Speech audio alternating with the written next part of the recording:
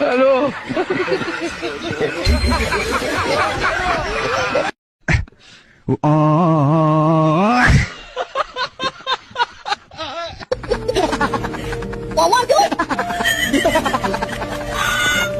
अस्सलाम वालेकुम असान भाई। वालेकुम अस्सलाम।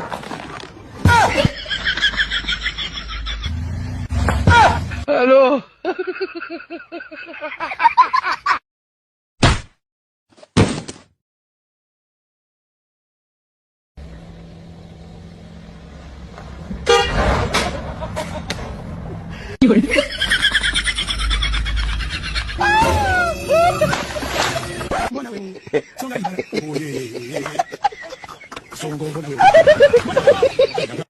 ला भाई दीपक पता नहीं किस बहन चोद की नजर लगी है।